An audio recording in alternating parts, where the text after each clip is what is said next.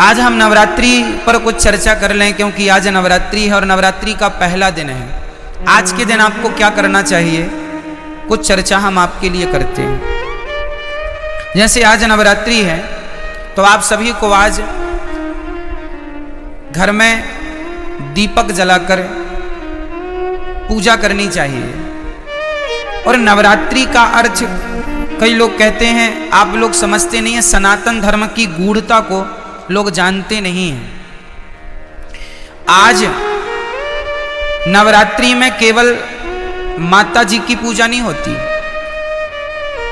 इन नवरात्रियों में आप जिनकी पूजा करेंगे उनकी पूजा सिद्ध हो जाएगी। ये नवरात्रियों की महिमा है। जो पूजा आप करते हैं ना, ये 9 दिन ये ईश्वर की तरफ, ईश्वर इस समय पृथ्वी के बिल्कुल करीब होते हैं भक्तों की पुकार सुनने के लिए।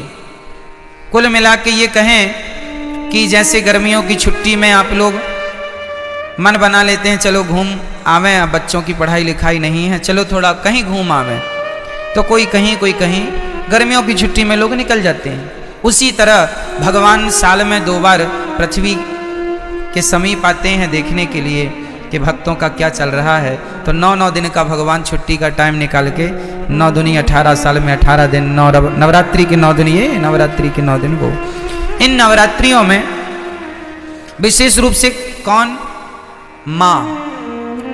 माँ अपने बच्चों को देखने आती है कि मेरे बच्चे कैसे हैं। हम सभी कौन हैं, बच्चे हैं। किन के बच्चे हैं, माँ। कौन है वो हमारी माँ, कौन माँ, कौन माँ। कोई कहे अम्बे माँ, कोई कहे दुर्गा माँ, कोई कहे लक्ष्मी माँ, कोई कहे भद्रकाली माँ, कोई कहे काली माँ, कोई कहे चंडी माँ। तो ये बताओ देवियां कितनी होती हैं, बोलो मेरी माँ। देवियां 9 नहीं होती मेरी माँ, और ना 10 होती। फिर तो 52 शक्ति पीठ हैं, तो 9 ये गिन लो, फिर 52 वो भी गिनो। कामाख्या माता अलग है, ज्वाला माता अलग है, केला माता अलग है, शारदा अलग है। नवरात्रि में 9 में शारदा थोड़ी आती है, 9 में कामाख्या माता थोड़ी आती है। तो फिर 52 वो गिन लो और 9 ये गिन लो, तो फिर ये सब कोई गणना नहीं है। गिनती क्या है वो हम आपको नवरात्रि की सच्चाई आपको बताएंगे। एक्चुअली हमारी माता एक ही माता है, एक ही माता है। कौन सी माता, हमारी सबकी एक ही माता है, जिन माता का नाम है लक्ष्मी माता। उन्हीं लक्ष्मी माता का एक नाम है दुर्गा। जैसे पानी और नीर और जल, कितने नाम हो गए, 3 नाम हो गए, नाम 3 हो गए, पर बात एक ही है, तत्व एक ही है। आप कहेंगे पुष्प, सुमन, फूल, एक ही ना बात है, क्यों जी, सही है। जैसे किसी एक वस्तु के पर्याय अलग होते हैं, पर्यायवाची हैं ये। आकाश को हम गगन भी कहते हैं, आकाश भी कहते हैं, अंबर भी कहते हैं, बहुत सारे पर्यायवाची मिल जाएंगे आपको। उसी प्रकार जैसे पुष्प के अनेक पर्यायवाची हो सकते हैं और होते हैं, सूर्य के अलग पर्यायवाची होते हैं, सूर्य है, भास्कर है, आदित्य है ना, भौमाय न भौम है, सब सूर्य भगवान के नाम हैं। जैसे सूर्य भगवान के 12 नाम हैं, जैसे पुष्प के अनेक नाम हैं, उसी प्रकार से देवी एक है, माता भगवती लक्ष्मी। उन लक्ष्मी को कोई दुर्गा कहता है, कोई भद्रकाली कहता। प्रथमम शैलपुत्री चा, आज शैलपुत्री की पूजा होती। शैलपुत्री मतलब माता पार्वती। शैल मतलब पत्थर की बेटी अर्थात हिमालय की बेटी। प्रथमम शैलपुत्री चा, द्वितीयम ब्रह्मचारिणी। कल ब्रह्मचारिणी मैया की पूजा होगी। ये ब्रह्मचारिणी मैया कौन है? कल दूसरे नंबर पर जो ब्रह्मचारिणी मैया है वो मैया है वैष्णवी मैया, जो ब्रह्मचारी रूप में आज भी ब्रह्मचारी है ना माता जी, विवाह नहीं हुआ उनका। प्रथमम वैष्णव माता जी ब्रह्मचारी रूप में है। तो पहली पूजा पार्वती माँ से स्टार्ट होती है और दूसरी पूजा, तो देखो चाहे आप शैलपुत्री कहो या ब्रह्मचारिणी कहो, तत्व एक ही है, वो एक ही तत्व है, लक्ष्मी तत्व। भाई ये बताओ, आपकी बेटी को क्या कहते हैं आप? बोलो। बेटी नहीं कहते आप कहते हैं हमारे घर लक्ष्मी आई है, हाँ या ना? अच्छा, आप अपनी बेटी को लक्ष्मी कहते हैं, तो आप लोग अपनी बेटी को क्या कहते हैं? आप भी अपनी बेटी को लक्ष्मी। मतलब इस धरती में चाहे बेटी हो, अरे हमारे भारत में बहुओं को भी लक्ष्मी कहा जाता है। जब घर में बहू आती है तो हमारे यहाँ कहते हैं लक्ष्मी के पांव पड़ते ही घर में सब मंगल हुआ है। क्यों? हमारे यहाँ बेटी को क्या कहते हैं और बहू को क्या कहते हैं? और माँ क्या होती है? बोलो, माँ क्या है? माँ भी लक्ष्मी है। सही है। कुल मिला के हम लोग अभी नवरात्रि में कन्या जिमाते हैं ना, कन्या भोजन कराते हैं, तो क्या सोच के कराते हो कि हमारे घर माता लक्ष्मी आई। दुर्गा मान लो, लक्ष्मी कहो, शारदा कहो, भद्रकाली कहो, महाकाली कहो, चंडी कहो, कुछ भी कह लो, पर्यायवाची हैं। तत्व एक ही है, लक्ष्मी तत्व। श्रीश्चते लक्ष्मीश्च पत्न्या बहोरात्रि पार्श्वे नक्षत्राणि। कहने का तात्पर्य यह है, वेदों में एक ही तत्व की उपासना है, श्री तत्व मतलब लक्ष्मी तत्व। वही लक्ष्मी तत्व दुर्गा के नाम से जानी जाती हैं। मैहर में उन्हें ही शारदा कहते हैं। अनेक रूप है ना, जैसे वृंदावन में बिहारी जी हैं, उड़ीसा में जगन्नाथ जी हैं, तो क्या ये दो हो गए? वृंदावन के बिहारी जी और उड़ीसा के जगन्नाथ जी क्या ये अलग अलग हैं? भाई वही कृष्ण उड़ीसा में जगन्नाथ बन के बैठे हैं, वही श्री कृष्ण वृंदावन में बिहारी जी बन के बैठे हैं, वही द्वारिका में द्वारिकाधीश हैं, वही पंढरपुर में विठ्ठलनाथ हैं, वही श्रीनाथ हैं। एक ही तत्व, अनेक रूप रूपाय विष्णवे प्रभु विष्णवे। उसी प्रकार एक ही परम तत्व है और वह है लक्ष्मी तत्व। वही लक्ष्मी आज प्रथमम शैलपुत्री चा, आज वही लक्ष्मी क्या बन के पूजेंगी? आज वही लक्ष्मी माता पार्वती बन करके पूजेंगी, जगत जननी कहलाएंगी। आज उनके हम पार्वती स्वरूप का पूजन करेंगे। तो आप लोगों को घर में दीपक जलाकर आज माँ भगवती का ध्यान, लक्ष्मी जी का ध्यान करना चाहिए। हे माँ, हमारे घर में ये आपका ही घर है, आप हमारे मन मंदिर में आकर बैठ जाइए। नया वर्ष है माँ, हमारी बुद्धि को निर्मल कीजिए। हम सदा आपकी सेवा करते रहें, हम सदा आपकी आराधना करते रहें और हमारे घर में ये खुशियों का दिया सदा जलता रहे, ये ज्ञान का, ये भक्ति का दीपक सदा प्रज्वलित होता रहे। आज के दिन आपको राम रक्षा स्तोत्र, नारायण कवच का पाठ करना चाहिए। जो भी पाठ करेंगे, कुछ ना आवे तो श्रीमन नारायण आप आज श्रीमन नारायण का जाप करें तो वह नारायण का जाप भी सिद्ध होगा। आप यदि ओम नमः शिवाय का भी जाप करें तो आज जो भी जपेंगे वो सिद्ध होगा। आप ओम नमः शिवाय जपें या गंग गणपतये जपें या दुर्गा माता जी का मंत्र जपें या फिर आप श्रीमन नारायण जपें, जो भी आज जपेंगे, आज मतलब 9 दिन तक निरंतर, वो आपका सिद्ध। इसलिए ये 9 दिन विशेष पूजा पाठ के लिए निकाले जाते हैं। साल भर आप फुर्सत नहीं पाते, समय मिलता नहीं है, 9 दिन का समय निकाल लो और पूर्ण रूप से भगवान के होकर भगवान की शरण में रहो। ये नवरात्रि है, ठीक है। जो आप जपेंगे उसमें आपको सिद्धि प्राप्त होगी। तो इसलिए इन 9 दिनों में बहुत अच्छे से हमें अपना जीवन आनंद पूर्वक व्यतीत करना चाहिए।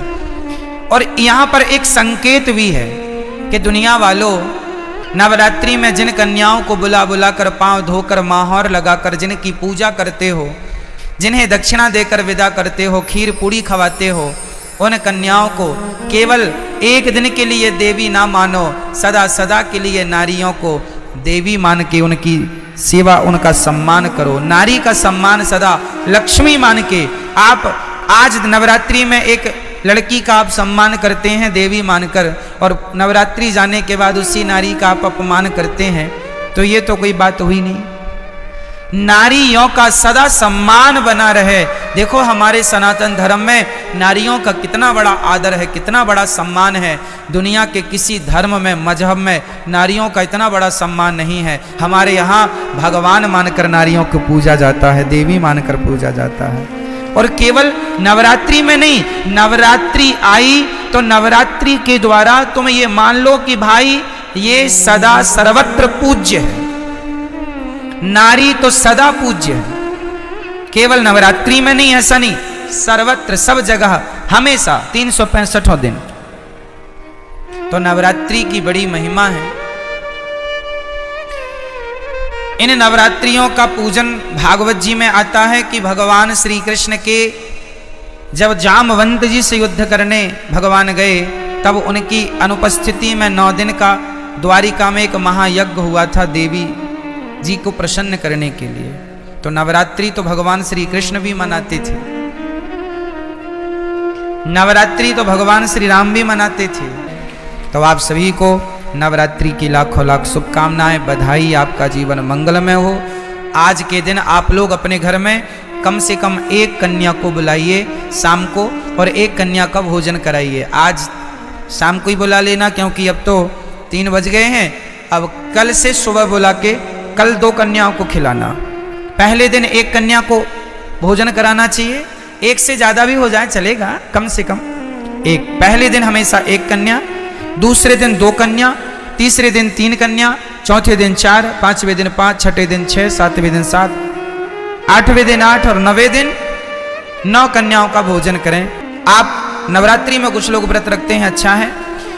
जो नहीं रखे हैं वो नवरात्रि के अंत में अर्थात नवमी का व्रत, 3 व्रत तो हमें करने ही चाहिए। नवरात्रि का लोग करते हैं, अच्छा है, परंतु 3 व्रत, पहला एकादशी, दूसरा रामनवमी और तीसरा कृष्ण जन्माष्टमी, ये हम वैष्णवों के श्रेष्ठ व्रत हैं, हम भारतीयों के, ये व्रत तो करने ही चाहिए। तो ये व्रत का अर्थ होता है उस दिन ज्यादा से ज्यादा भगवान का चिंतन, और अपने घर में कन्याओं को जरूर बुलाकर उनका सम्मान करके उनको आदर सहित भोजन कराइए, चरण धोइए। और यदि कन्या ना मिले तो कोई बात नहीं, अपनी माँ के चरण धोकर अपनी माँ को श्रद्धा से भोजन कराओ, ये सोचकर कि ये भगवान है, माँ है। माँ आपके घर में कन्या ना हो तो माँ तो है, तो माँ की चरण धोकर माँ का सम्मान कीजिएगा, ठीक है। ये नवरात्रि में देवी का पूजन, तो देवी तुम्हारी माँ देवी नहीं है क्या? क्यों? माँ से बड़ी कोई देवी है? इसलिए अपनी माँ।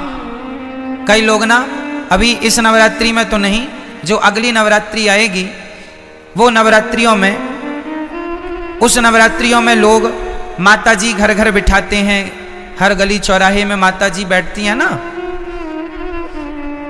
हम कहते हैं कि आप मिट्टी की माता जी बनवा के बिठाते हैं, अच्छा है, सम्मान कीजिए, श्रद्धा रखिए, अच्छा है, सब ठीक है। पर वो माता जो मिट्टी की बनी है, उन माता में श्रद्धा तो रखिए, पर उनसे ज्यादा उस माता में श्रद्धा रखिए जो परमात्मा ने बनाई है। जैसे आप अपनी माँ कह के बुलाते हैं माता, उसका तो असली नाम माता ही है, माँ है। विडंबना तो ये है कि आज लोग मंदिरों में जाके माता जी को तो जल चढ़ाते हैं, माता जी की जय जयकार करते हैं, पर खुद की माता जी भूखी मर रही हैं, खुद की जन्म देने वाली माता प्यासी मर रही हैं, और आप जय माता दी के नारे लगा रहे हैं। इससे फायदा क्या है ये बताइए।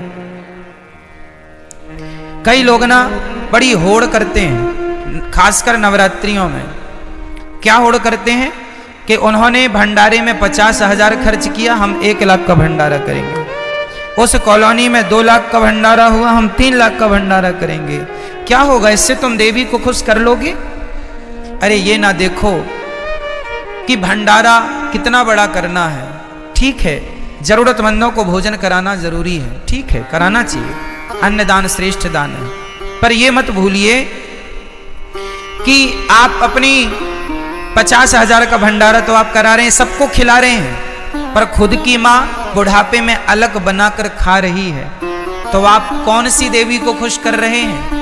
क्या आपके इस व्यवहार से आपकी खुद की माँ भूखी मर रही है और आप सबको भरपेट भोजन कराएं, क्या आपके इस व्यवहार से माँ भगवती प्रसन्न हो जाएगी? इसका विशेष ध्यान रखना चाहिए। और हम सभी को इंसानों को भगवान मानना चाहिए। किसको भगवान मानना चाहिए?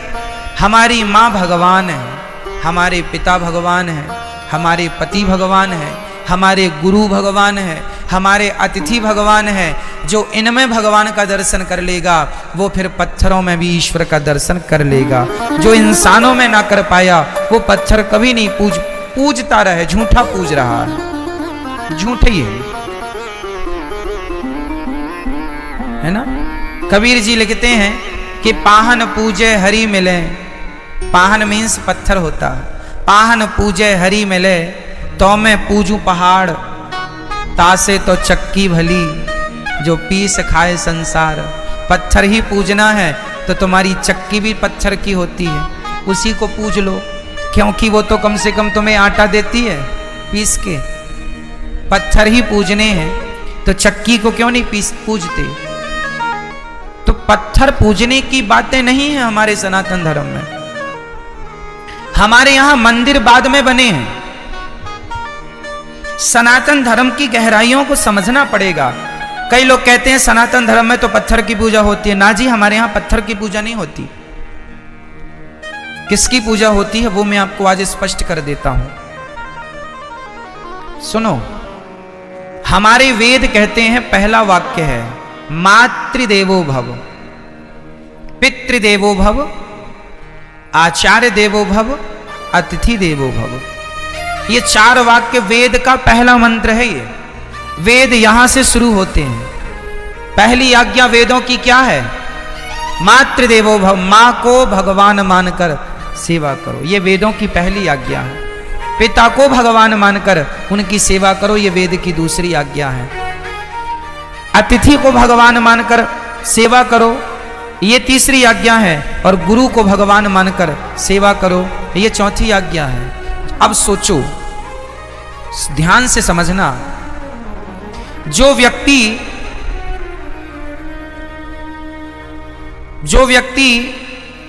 पहाड़े में काखा गाघा को समझ लेगा, भाई अखबार में भी काखा गाघा ही लिखा है, पर अखबार के काखा गाघा को समझने के लिए पहले आपको कौन सा काखा गाघा पढ़ना पड़ेगा?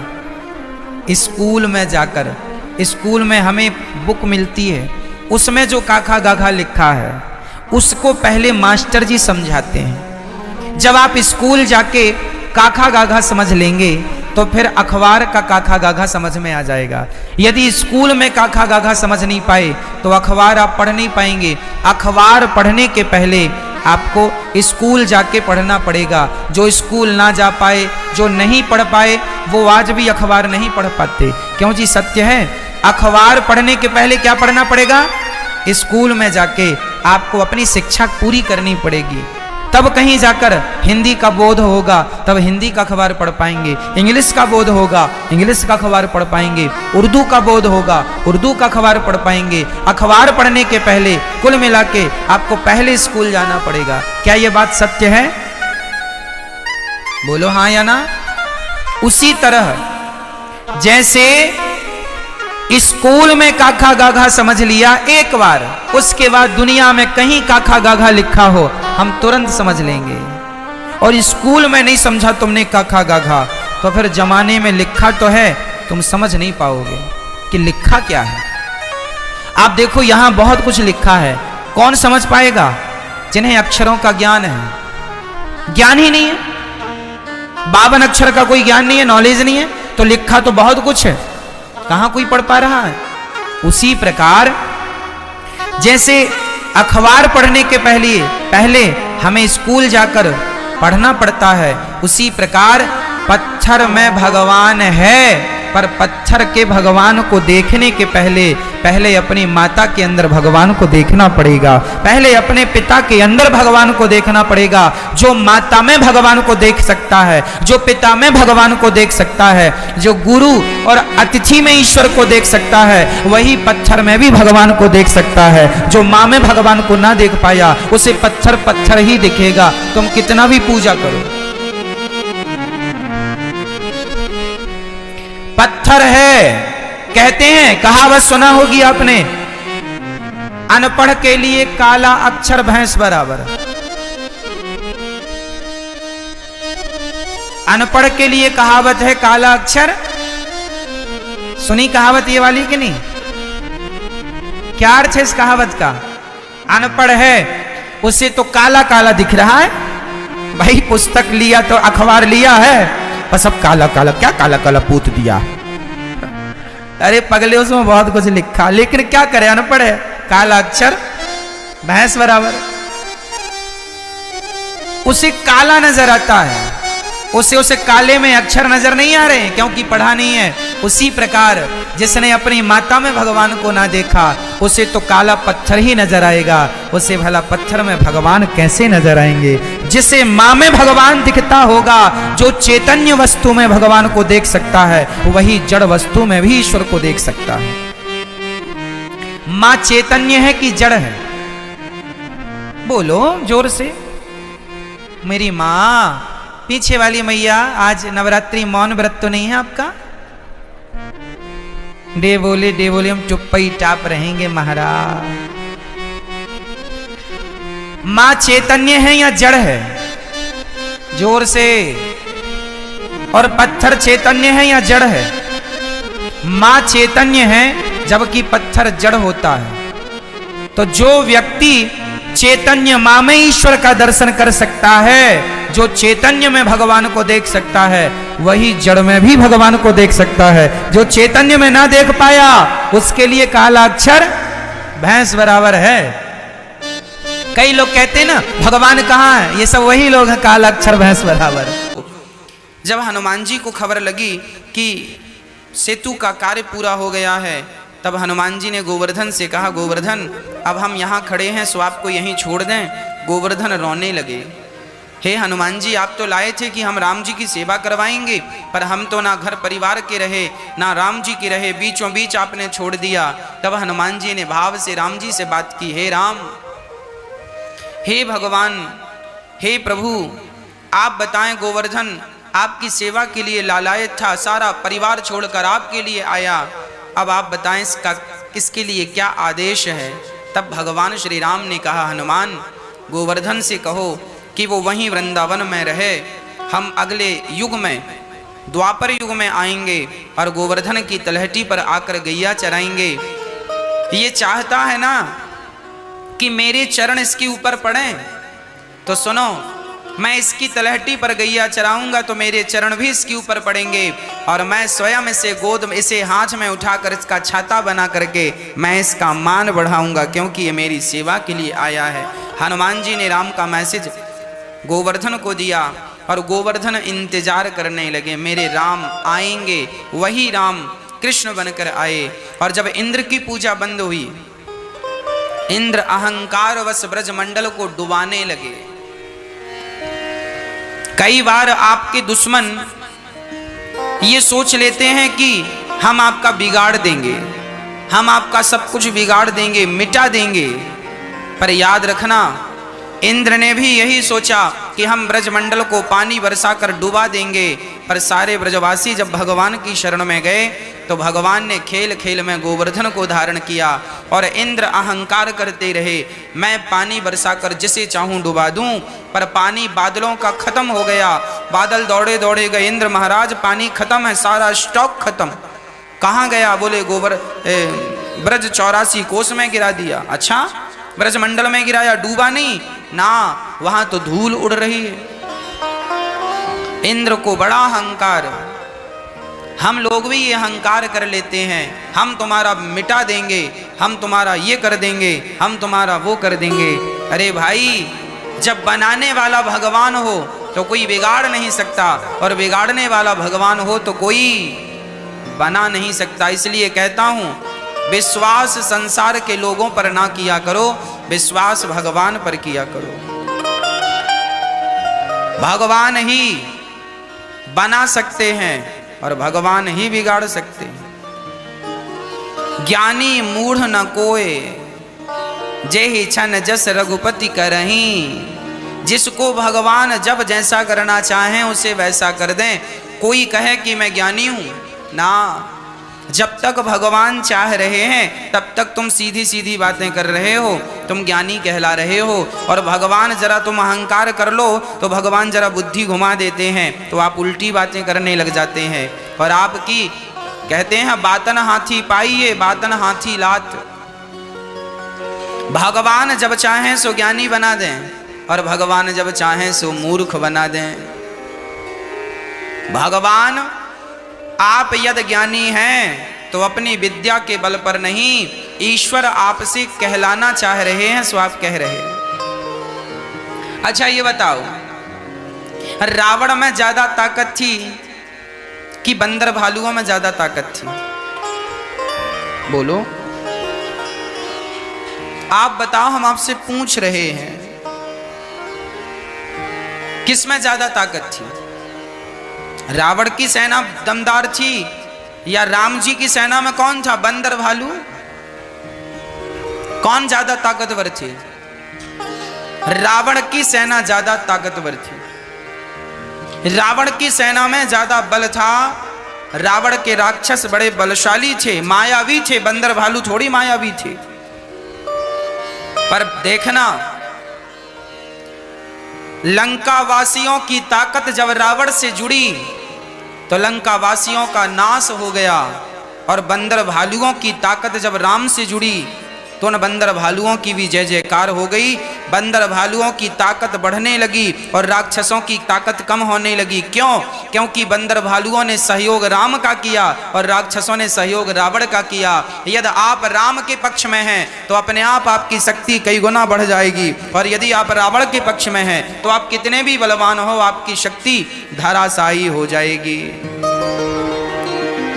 आपकी शक्ति तब बढ़ती है जब आप ईश्वर के चरणों में अपना मस्तक रख के ये कह देते हैं कि प्रभु जैसा हूं मैं आपका हूं। जो व्यक्ति भगवान को लेकर चलता है, मैं नहीं मेरा नहीं यह तन किसी का है दिया, जो भी मेरे पास है यह सब उसी का है दिया।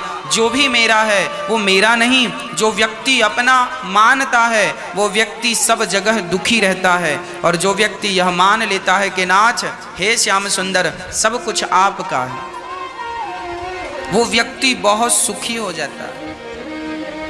अपने आप को राम से जोड़ोगे तो आप बलवान हो जाओगे, आप सुखी हो जाओ। जैसे बंदर भालू सुखी हो गए राम से जुड़कर, और रावण की सेना जो कि इतनी बलशाली थी पर रावण से जुड़ने से उनका नाश हो गया।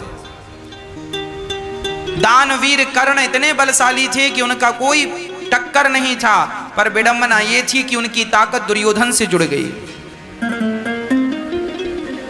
और अर्जुन ने गांडीवधारी अर्जुन को कहते हैं, अरे अर्जुन को धनुष चलाना सिखाया कौन था? गुरु द्रोणाचार्य। और महाभारत के युद्ध में गुरु द्रोणाचार्य दुर्योधन के साथ खड़े थे। पितामह भीष्म के सामने अर्जुन क्या बाण चलाएंगे और क्या धनुष चलाएंगे? पितामह भीष्म दुर्योधन के साथ खड़े। पर याद रखना, सारी सेना सारे बलशाली दुर्योधन के साथ थे, परंतु अर्जुन भगवान श्री कृष्ण के साथ थे। भगवान से जो व्यक्ति जुड़ता है अपने आप उसकी शक्ति डबल हो जाती है, और गलत व्यक्ति से जो जुड़ता है वो शक्तिशाली ही क्यों ना हो उसकी शक्ति आधी की आधी रह जाती है। क्या पितामह भीष्म के बाणों का अरे किया, महाभारत में ही है ये बात कि पितामह भीष्म ने अर्जुन पर ऐसी बाण की बौछार की ना, अर्जुन के पास कोई बाण नहीं बचा। तब भगवान श्री कृष्ण को रथ का पहिया लेकर दौड़ना पड़ा। पितामह यदि अब की बार बाण चला तो मैं मार डालूंगा। लो, भगवान ने कहा था मैं अस्त्र शस्त्र नहीं उठाऊंगा, पर पितामह ने जब बाण छोड़े ना तो पसीना आ गया अर्जुन को। गांडीवधारी अर्जुन कहलाते हैं, पर भूल गए कि मैं गांडीवधारी धनुर्धर हूं। पितामह भीष्म के बाणों का सामना कोई नहीं कर पाया। वो पितामह भीष्म अर्जुन के हाथों मारे गए। कारण जो ईश्वर के साथ खड़ा है वो निर्बल ही क्यों ना हो। सूरदास जी एक पद गाते हैं, सुनेरी मैंने निर्बल केवल राम। मैंने सुना है कि भगवान उनके हैं जो निर्बल है, जो बलवान है, भगवान उसके साथ कभी नहीं खड़ा होता। आप यदि अहंकार करोगे कि मैं तो सब जानता हूं, मेरे पास तो सब है, भगवान बोले अच्छा तू अपनी अकड़ में जी रहा है, जी मैं तेरे साथ नहीं खड़ा होता। भगवान उनके साथ खड़े हो जाते हैं जो बिल्कुल सहज हैं, सरल हैं। ईश्वर उनका साथ देते हैं। इसलिए ईश्वर साथ तब देंगे जब आप सहज हो जाएंगे, सरल हो जाएंगे, अहंकार से शून्य हो जाएंगे। निर्मल मन जन सो मोहि पावा, मोहि कपट छल छिद्र न भावा। अहंकार त्याग दीजिए। भागवत शरणागति जैसे इंद्र ने पानी बरसाया, सारे ब्रजवासी दौड़कर श्री कृष्ण की शरण में चले गए। हे श्याम सुंदर आप रक्षा करो, नहीं तो हम मारे जाएंगे। जब ब्रजवासी सरलता और सहजता से कृष्ण की शरण में आए तो भगवान बोले चिंता ना करो, जिस गोवर्धन की हमने पूजा की है वही हमारी रक्षा करेंगे। और दौड़ पड़े भगवान। खेल खेल में जैसे छोटा सा बालक तिनका उठा लेता है, उसी प्रकार भगवान ने तिनके की तरह धारण कर लिया अपनी बाएं हाथ की कनिष्ठिका पर गोवर्धन को।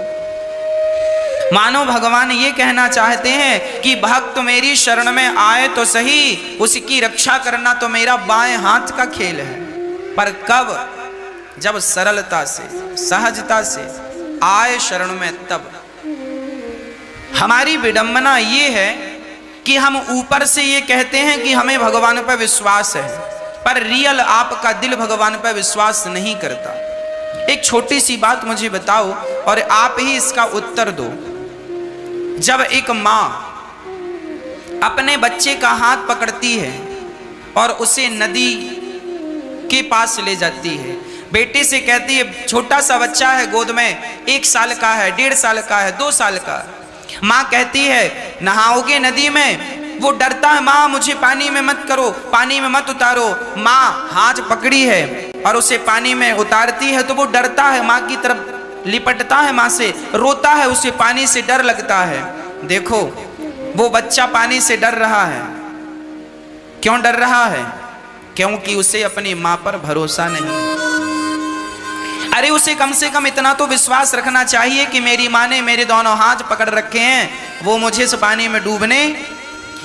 वैसे तो बच्चा कहता है मेरी माँ, पर जब माँ पानी में छोड़ती है बच्चे को हाथ पकड़ के तो डरता है। इसका मतलब वो ऊपर से कहता है मेरी माँ, पर भीतर से विश्वास बिल्कुल नहीं है। उसी तरह हमारी और आपकी हालत है। हम ऊपर से कहते हैं ये मेरे भगवान है, ये मेरे भगवान है, पर जब थोड़ा सा संकट आता है तो हमारा हृदय विचलित हो जाता है।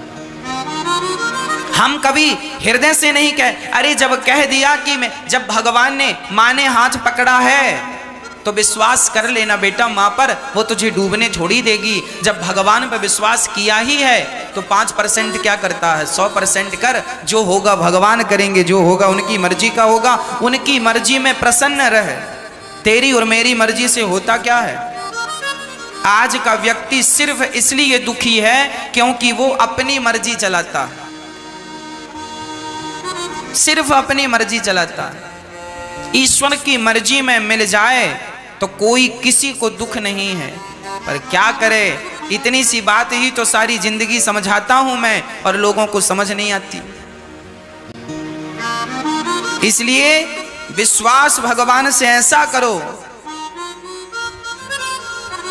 कि बस प्रभु आप ही हमारे रक्षक हैं और आप ही हमारे भक्षक हैं। प्रहलाद की तरह विश्वास अंगारों पर पिता ने बिठाल दिया तो प्रहलाद जी बैठ गए। प्रभु पिताजी यदि आप मुझे जलाना चाहते हैं सो जला दीजिए, पर मुझे विश्वास है कि मेरे श्री हरि, मेरे नारायण मुझे जलने नहीं देंगे, और यदि जलने देंगे तो मैं जल भी जाऊंगा। भगवान की इच्छा है कि मैं अंगारों पर बैठूं तो मैं बैठ जाऊंगा। अब बचाना ना बचाना उनकी मर्जी। वो मार दें मुझे तो भी उनकी मर्जी में। मैं कोई ये नहीं कहूंगा कि भगवान आपने हमें मार डाला। अरे आज की आज मौत आ जाए तो हम आज की आज मर जाएं। क्यों? क्योंकि हम अपनी मर्जी चलाते ही नहीं। यदि मौत आएगी तो उनकी मर्जी से ही आएगी ना, क्योंकि मैंने सुना है कि बिना उनकी मर्जी के एक पत्ता भी नहीं हिलता। फिर जब उनकी मर्जी के बिना पत्ता नहीं हिलता तो मेरी मौत आएगी तो मर्जी किसकी होगी? ईश्वर की। इसलिए जब मौत आए तो मैं मर भी जाऊंगा, इसलिए मर जाऊंगा क्योंकि इसमें मेरे विधाता की मर्जी है और मेरे कन्हैया की जिसमें रजा है मैं वही तो करूंगा। अब सौंप दिया इस जीवन का सब भार, तुम्हारे हाथों में है जीत, तुम्हारे हाथों में है हार, तुम्हारे हाथों। भगवान पे पूर्ण विश्वास करना ही जीव मात्र की सार्थकता है। पर विडंबना यह है, व्यक्ति पूरा दिन भर माला जपता है, राम राम राम राम, पर विश्वास करने का टाइम आता है चीख चीख कर रोता है, भगवान तुमने ऐसा कर दिया, तुमने ऐसा कर दिया। जैसा किया है वैसे में मस्त रहो, परेशान ना हो। परेशान होने से कोई लाभ नहीं। जैसे रखें राम जी रहना चाहिए और सीताराम सीताराम कहना चाहिए। हर हाल में प्रसन्न रहो। जीवन भी और मौत भी दोनों आपकी है। पता नहीं कब वो दिन आएगा जब आपका कृपा पात्र बन जाऊंगा, कब वो दिन आएगा जब आपको रो करके बुलाऊंगा। आंखें भी निष्ठुर हो गई हैं, आंखें भी निर्दयी हो गई हैं, रोती ही नहीं, आंसू आते ही नहीं हैं। क्या बताऊं गोविंद, जितनी लगन गोपियों की थी उतनी लगन पता नहीं मेरी कब होगी। जितना इंतजार गोपियों का था आपका पता नहीं मेरे भीतर वो इंतजार कब जागेगा। सारी गोपियां अपना काम छोड़ छोड़ के भगवान की शरण में आईं। एक सखी का तो सुखदेव भगवान लिख रहे हैं, अपने दूध पीते बच्चे को छोड़ दिया और दौड़कर श्री कृष्ण की शरण में चली गई। अब आप ही बताओ, क्या दूध पीते हुए बच्चे को कोई मां छोड़ती है? पर धन्य है ये गोपियां जो अपने दूध पीते हुए बच्चे को भी छोड़ देती। किसके लिए? भगवान के लिए। याद रखना भक्तों, ये संसार यदि चुटकी में छोड़ना पड़े तो चुटकी में छोड़ने की जिस दिन ताकत रख लोगे ना उस दिन भगवान मिल जाएंगे। पर विडंबना तो ये है, संसार छूटता नहीं है, भगवान पकड़ में आता नहीं। आपका ये हाथ यदि ये कपड़ा पकड़ने में व्यस्त है तो बताओ ये दूसरी चीज कैसे पकड़ पाएगा? अरे पहले इसे छोड़ो तब ये दूसरी चीज पकड़ में आएगी। भगवान का हाथ पकड़ना हो तो संसार का हाथ छोड़ना पड़ेगा। जब संसार का हाथ छोड़ोगे तो गोविंद का हाथ पकड़ में आएगा। विडंबना ये है, पकड़े तो पकड़े कैसे? अरे पकड़ तो तब लेंगे जब छोड़ेंगे। संसार छूटता नहीं है। आशा ही परमम दुखम नैरास्यम परमम सुखम, ये याद कर लेना मेरी बात। आपका ये जो मोह है संसार के प्रति, यही आपके दुख का कारण है। आपकी आसक्ति, जिस दिन आप छोड़ दोगे संसार उसी दिन आपको शांति मिलेगी। जैसे आग से हाथ जल जाए तो आग से हाथ जलेगा तो छाला 2 दिन बाद पड़ेगा कि तुरंत? जैसे आग से जलने पर उसका परिणाम तुरंत मिलता है, उसी प्रकार संसार का मोह जिस दिन त्याग दोगे, संसार की आसक्ति जिस दिन त्याग दोगे, आनंद उसी दिन तुरंत उसी क्षण प्राप्त हो जाएगा। पर संसार छूटे तो आनंद मिले, कब संसार छूटता ही नहीं, छूटता ही नहीं। संसार से इतनी आसक्ति लोगों की है, छूटती नहीं। लगता है ये संसार मेरा है, मेरा है, मेरा। पागल बने हो आप, पागल। जो तुम्हारा है उसके पीछे एक कदम भी चलने को तैयार नहीं हो, और जो तुम्हारा है नहीं उसके पीछे 100-100 कदम भागे जा रहे हो, भागे जा रहे हो। अभी भी वक्त है समझने का, समझ लो। केवल कृष्ण आपके हैं, केवल जगन्नाथ जी हमारे हैं, विट्ठल भगवान हमारे हैं, केवल रंगनाथ भगवान हमारे हैं, केवल ईश्वर हमारे हैं, कोई हमारा नहीं। ना हम किसी के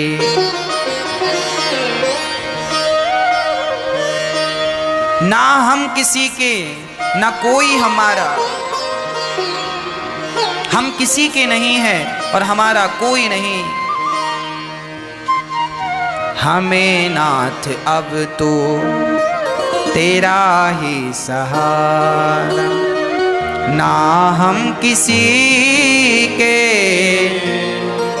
ना हम किसी के, ना कोई हमारा, ना हम किसी के, ना कोई हमारा।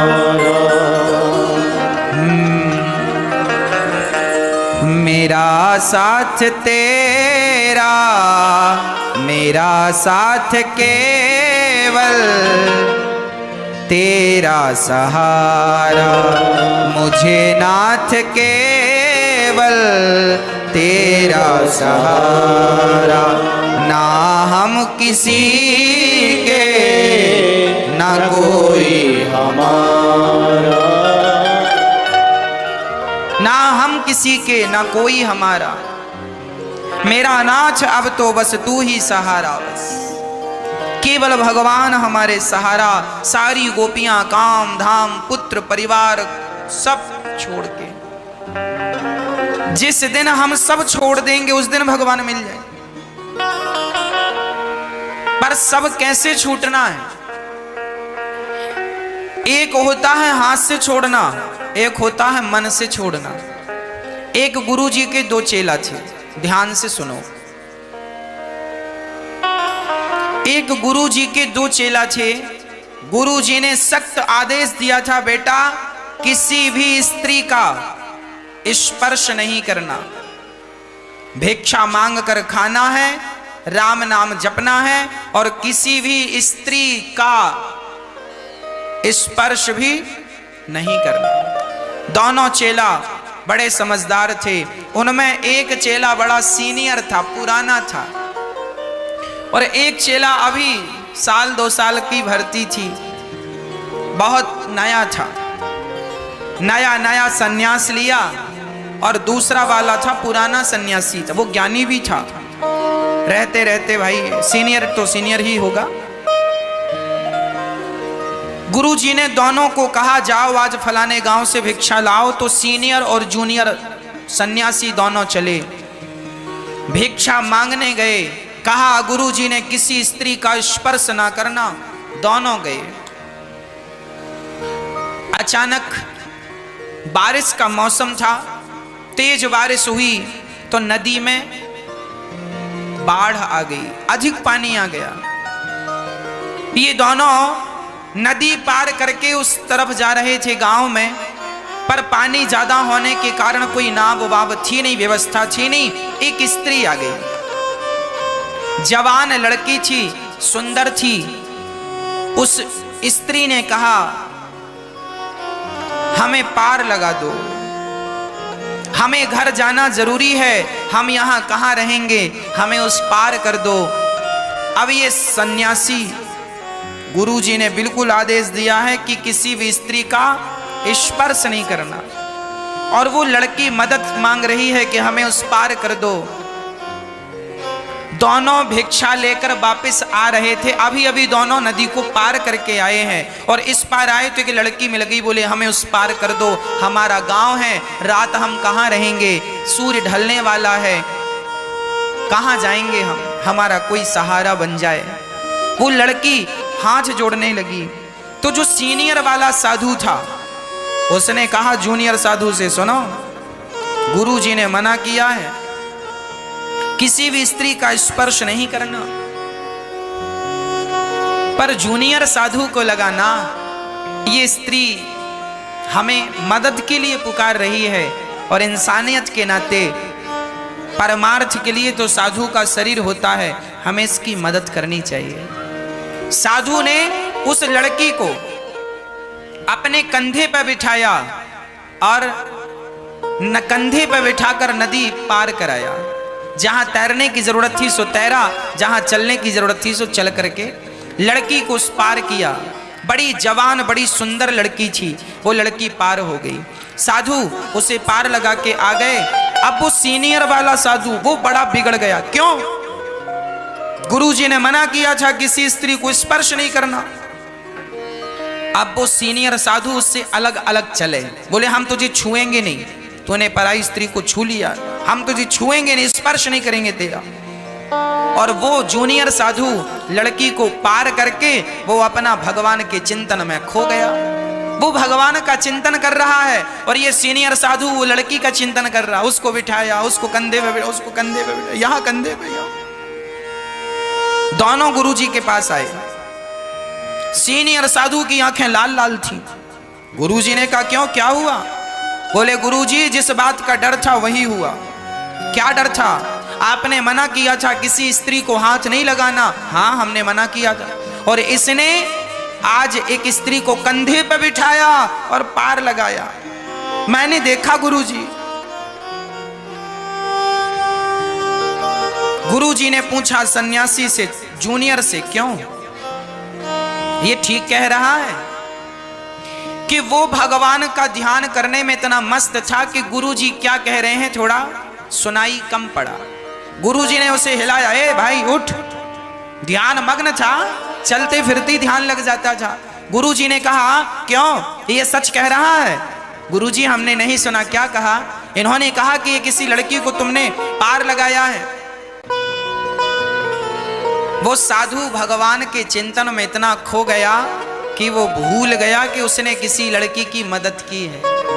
कहते हैं किसी के साथ भला करो, इस हाथ से दान दो तो इस हाथ को भी पता ना चले। किसी के साथ भला करो तो भला करती भूल जाओ कि तुमने किसी के साथ भला किया। और आज के लोग कहते हैं गुरुजी हमने तो उनके साथ भला किया, वो हमारे साथ बुरा करते हैं। अरे भैया तुम सबके साथ भला करो और भला करके जल्दी से भूल जाओ। तुम्हें याद है इसलिए तुम्हें दुख होता है। और वो साधु ना बिल्कुल पक्का साधु था, भूल गया कि हमने किसी लड़की को पार लगाया, पर याद दिलाया, हाँ हाँ हाँ गुरुजी अभी घंटे भर पहले हमने एक लड़की को पार लगाया है।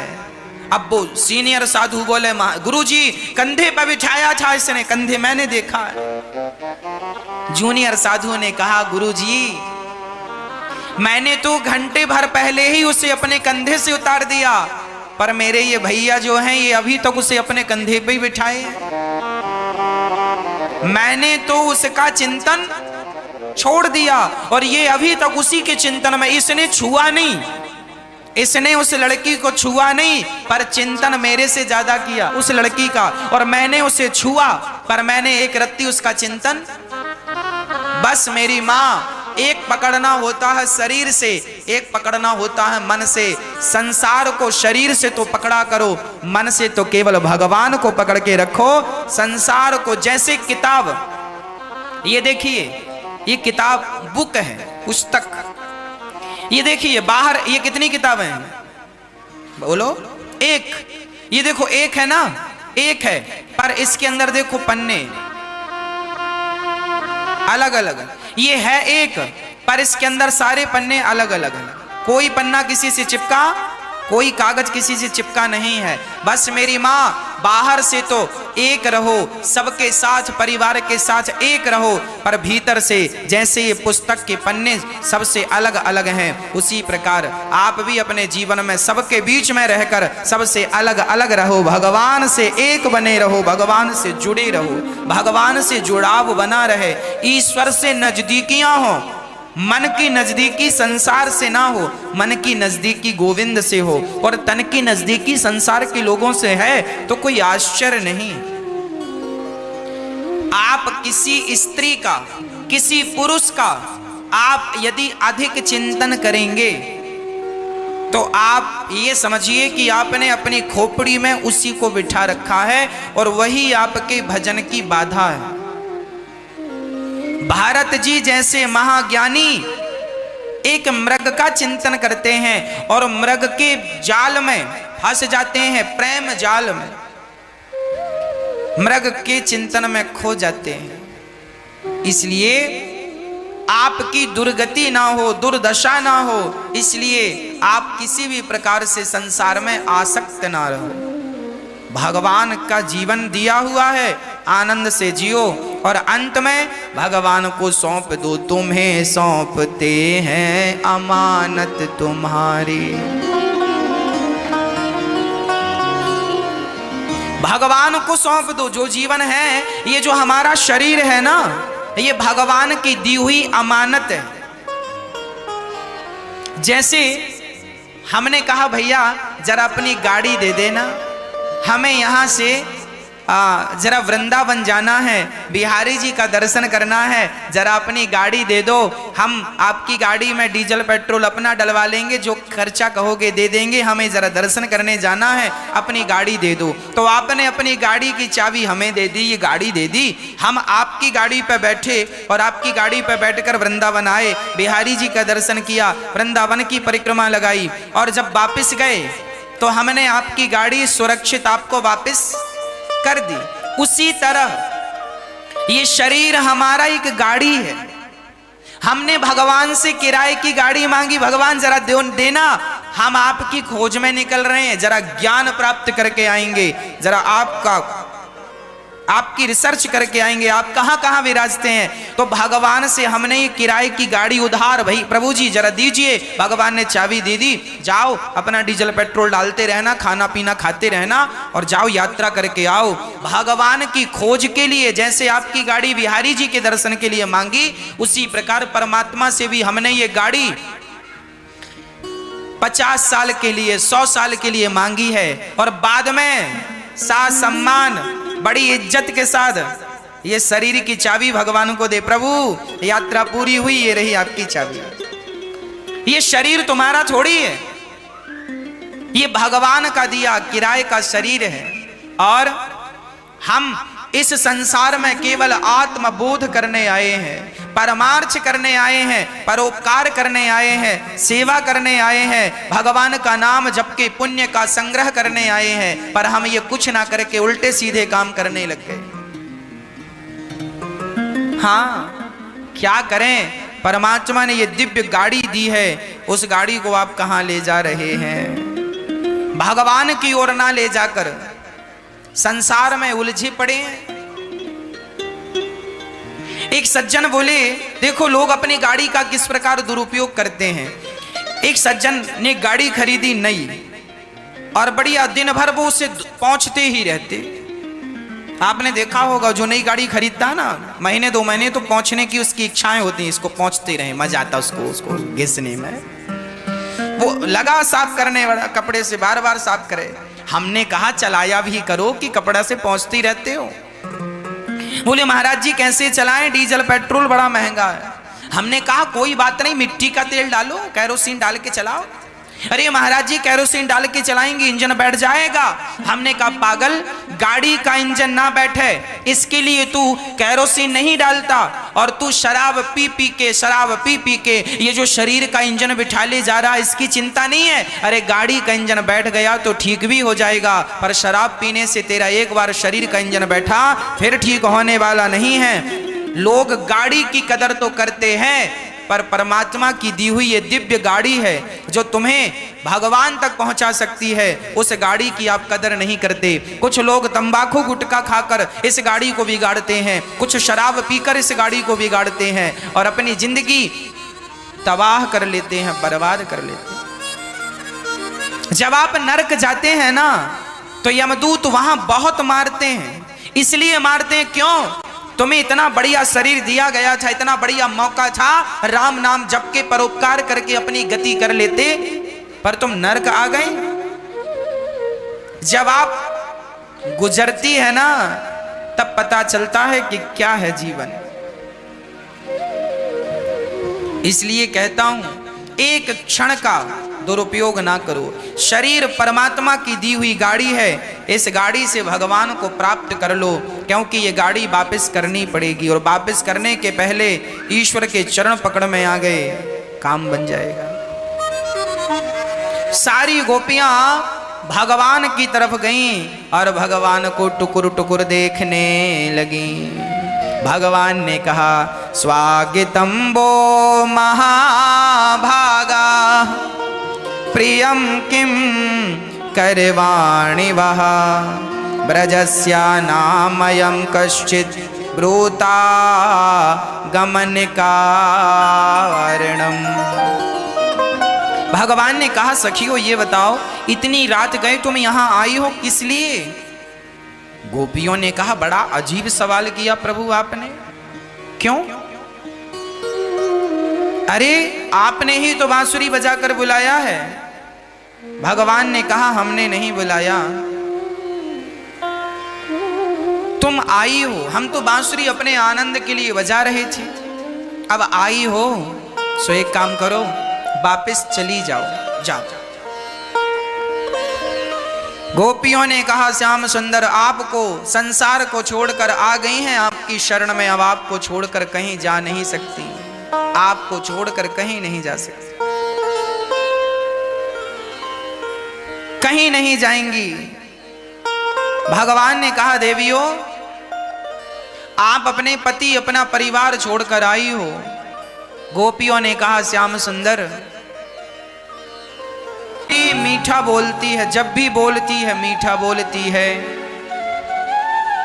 बांसुरी कभी किसी के लिए कड़वा नहीं बोलती, इसलिए कहा जाता है जो मधुर बोलता है, किसी का अपनी वाणी से दिल नहीं दुखाता, ऐसों को भगवान थाम लिया करते हैं।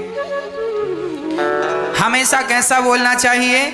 वाणी ऐसी बोलिए मन का आपा खोए और को शीतल करें आपहु शीतल हो।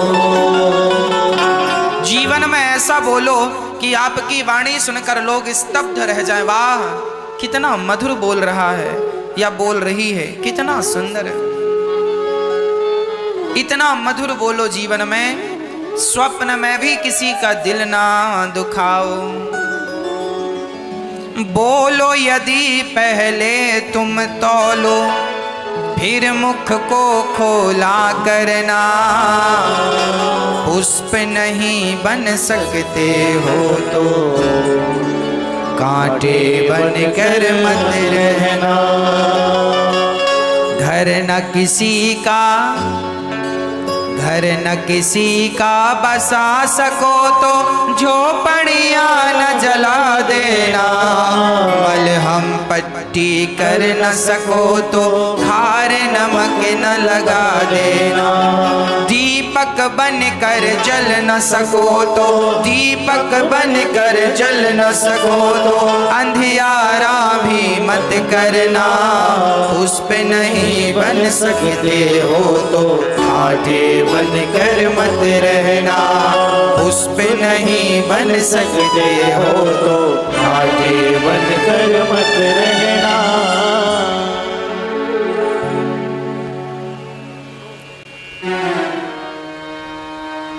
हमेशा वाणी मधुर हो, केवल मधुर वाणी। कागा काको धन हरे कोयल काको दे, मीठा वचन सुनाए के जग अपनों कर ले। कौआ किसी के घर चोरी नहीं करता, परंतु उसकी काव काव कोई सुनता नहीं है। जबकि कोयल किसी को धन दौलत नहीं लुटाती, पर कोयल की कूक सबको अच्छी लगती है। आप धन से किसी का सहयोग नहीं कर सकते तो कोई बात नहीं, आप किसी का चरण दबाकर सेवा करके सहयोग नहीं कर सकते, कोई बात नहीं, कम से कम अच्छी बातें करके किसी की होंठों में मुस्कान तो भर ही सकते हो। इसलिए बोलने के पहले तौल लिया करो कि क्या बोल रहे हो। अच्छा बोला करो, बुरा ना बोला करो, किसी का दिल ना दुखे। हमेशा इस बात का ख्याल रखना, मन से वाणी से कर्म से, मनसा वाचा कर्मणा, मन वाणी और कर्म किसी प्रकार किसी का दिल न दुखे। गोपियां कहती हैं बांसुरी तुम भगवान कितने नजदीक क्यों हो? बांसुरी ने कहा मैं बांस की बनती हूँ, फिर भी लोगों ने मेरे छाती पे 7 छेद किए, उस पर भी मैंने कभी किसी का दिल नहीं दुखाया। जब भी बोली हूँ तो मीठा बोली हूँ। ऐसी बोलती है बांसुरी कि दुष्ट व्यक्ति भी सुने तो झूमने लग जाए और सज्जन सुने तो नाचने लग जाए। ऐसा मधुर सुर है बांसुरी का। अच्छा, बांसुरी जिस बांस की बनती है उस बांस में गांठ नहीं होना चाहिए, ये शर्त होती है। गांठ होंगी तो बांसुरी नहीं बजेगी। जीवन में भी कोई गांठ नहीं होनी चाहिए। कौन सी गांठ? ईर्ष्या, द्वेष, कपट की कोई गांठ हमारे और आपके बीच में नहीं होनी चाहिए। भगवान ने गोपियों से कहा देवियों जाओ अपने अपने घर को चली जाओ। आपसे प्रार्थना है आप भी बोलने के पहले विचार जरूर किया करो। एक राजा दरबार में बैठे थे, तभी एक जौहरी 2 हीरा लेके आया। बोला महाराज इनमें एक असली और एक नकली है। आपका कोई जौहरी यदि पहचान ले कि असली कौन है और नकली कौन, तो मैं वो हीरा आपको गिफ्ट देकर दान करके चला जाऊंगा, गिफ्ट दे दूंगा, जाओ ले जाओ। और यदि नहीं पहचान सका तो उतना कीमत का धन मुझे देना पड़ेगा, हीरा की कीमत मुझे देनी पड़ेगी। राजा को लगा जौहरी के लिए हीरे की पहचान कौन सी बड़ी बात। राजा ने शर्त मंजूर कर ली। राजा के जौहरियों ने देखा 2 हीरे एक से एक रंग के, एक चमक, एक वजन। बड़ा कठिन हो गया जौहरियों के लिए ये कह पाना कि ये असली है और ये नकली है। सारे जौहरी परास्त होते गए। राजा शर्त हारने की स्थिति में पहुंच गए। तभी एक अंधा आदमी आया। राजा साहब मुझे एक अवसर दिया जाए, मैं बता दूंगा कि असली हीरा कौन और नकली हीरा। राजा बोले क्यों, अपनी नाक कटाना चाहते हो? मेरी नाक तो कट गई, तुमने अपनी नाक क्यों कटाना है? तुम अंधे हो, तुम कैसे पता लगाओगे कि असली हीरा कौन नकली हीरा कौन? अंधे ने कहा विश्वास कीजिए राजा साहब, एक मौका दीजिए। जाकर के वो जौहरी, वो अंधा दोनों हीरों को धूप में रखता है और 15 मिनट बाद उठाकर बोला साहब ये असली है ये नकली है। सब दंग रह गए, आपने कैसे पहचान लिया? उसने कहा बहुत आसान था, धूप में जो हीरा गर्म हो गया वो पत्थर था, वो कांच का टुकड़ा था, और जो धूप में भी ठंडा रहा, कड़ी धूप में भी हीरा कभी गर्म नहीं होता, कितनी भी धूप हो वो ठंडा, वो अपना स्वभाव कभी नहीं छोड़ता। सरल था, सिंपल था, जो ठंडा रहा धूप में वो हीरा, जो गर्म हो गया वो नकली पत्थर। उसी प्रकार जब आप छोटी छोटी बातों में गर्म हो जाते हैं, गुस्सा आ जाता है, छोटी छोटी बात में आप गर्म हो जाते हैं, गुस्सा हो जाते हैं, इसका मतलब आप पत्थर है 2 कौड़ी के। और एक व्यक्ति वो है जो बहुत विषम परिस्थिति में भी अपना धैर्य, अपना संतुलन कभी नहीं खोता, वो हीरा है, वो हीरा है। बड़ी बड़ी बातों पर भी वो गुस्सा ना करे, अपने दिमाग को ठंडा रखे। जो हर बात में अपने दिमाग को गर्म कर लेता है, बात बात में गर्म हो जाता है, गुस्सा आता है, वो 2 कौड़ी का आदमी है, 2 कौड़ी का व्यक्ति, पत्थर है वो। और जो बड़ी बड़ी बातों को सहकर भी क्रोध नहीं करता, अपने दिमाग को ठंडा रखता है, वही हीरा होता है, उसी की कीमत होती है। अब आप देखिए कि आप छोटी छोटी बातों में गुस्सा करते हैं तो आप 2 कौड़ी के व्यक्ति हैं, और आप यदि बड़ी बड़ी बातों में भी गंभीर रहते हैं तो आप हीरा हैं, आप कीमती। इसलिए बात बात में गर्म नहीं, सदा कूल रहा करिए, ठंडा रहा करिए। हाँ, दिमाग को ठंडा रखो। पांव हो गरम, वाणी हो नरम और दिमाग हो ठंडा, फिर जीवन में आपका आनंद ही आनंद है।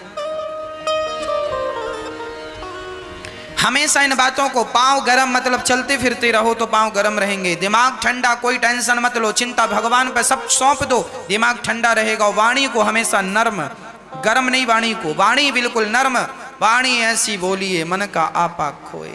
ये वाणी ही तो है जो बाग लगाती है, ये वाणी ही तो है जो आग लगाती है। बाग लगाना है कि आग मर्जी आपकी। भगवान ने गोपियों से कहा, देवियों अपने अपने घर जाओ, आपका आना ठीक था, दर्शन कर लिया, जाओ। भगवान ने गोपियों से कह दिया कि कभी भी अपने पतियों का त्याग नहीं करना चाहिए। आज भगवान गोपियों को पातिव्रत धर्म का उपदेश कर रहे हैं।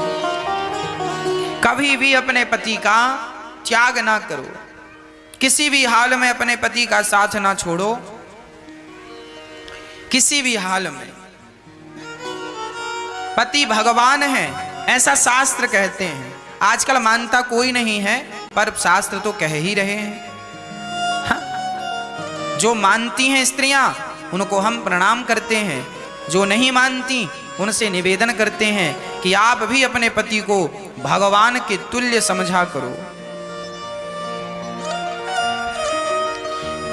बिना पति के जीवन बेकार है स्त्री का, इसलिए जब तक पति है उसकी इज्जत करो, उसकी कद्र करो।